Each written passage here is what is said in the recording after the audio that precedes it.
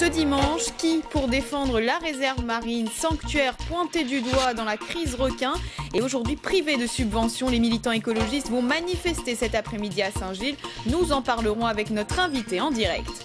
On reste dans l'Ouest avec un rassemblement prévu cet après-midi à 15h sur la plage de l'Ermitage pour défendre la réserve marine. Une manifestation qui se veut pacifique, précise l'association Préserve notre récif. Le but, montrer leur soutien à la réserve marine de la Réunion. L'institution risque de perdre les subventions de la région et cela menacerait son existence même.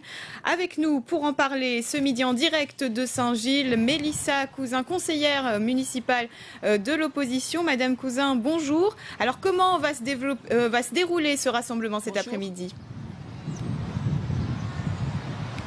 Alors effectivement, l'information que la région voulait supprimer les 230 000 € de subventions à la réserve marine est passée très largement et des associations ont souhaité se mobiliser aujourd'hui pour s'opposer à ce projet et pour redire tout l'attachement qu'ils ont pour cette réserve marine. Et donc comment ça va se dérouler ? Eh bien bon, c'est un appel. Oui.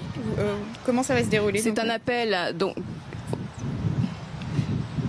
C'est un appel lancé par les réseaux sociaux essentiellement et donc tout un chacun est invité à venir dans un esprit convaincu qu'il faut se mobiliser pour défendre la réserve, mais dans un esprit pacifique et coloré façon poisson de récif pour venir donc faire une chaîne humaine. On va faire une chaîne humaine tout le long de la plage et comme ça a déjà été fait il y a pas si longtemps et donc voilà, le but c'est de s'opposer à ce projet régional de supprimer les 230 000 € de subventions, sachant que la région n'a pas versé les 230 000 € qui sont déjà dus au titre de l'année 2016.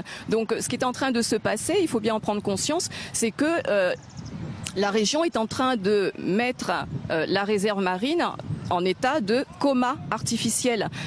Alors évidemment, personne n'ose, parmi les opposants à la réserve, personne n'ose dire qu'il souhaiterait voir la réserve à terre, parce que sinon ça voudrait dire que voilà, on n'est pas écolo, qu'on veut mettre à terre un patrimoine naturel. Donc la stratégie qui est mise en œuvre, c'est de mettre cet espace en coma artificiel, en le privant des moyens de fonctionner.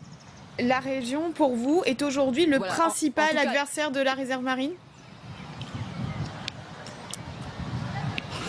C'est pas, en fait, il s'agit pas d'être adversaire, c'est que les élus de la région et des communes qui ont subi les attaques de requins cherchent une solution à ces attaques. Comme il n'y a pas d'investissement sur le long terme, sur les études pour savoir où se situe le problème et qu'il faut trouver une solution, donc on va vers la solution de facilité. Et la solution de facilité, comme souvent, c'est de trouver un bouc émissaire. Et le bouc émissaire que la région a trouvé, c'est la réserve marine.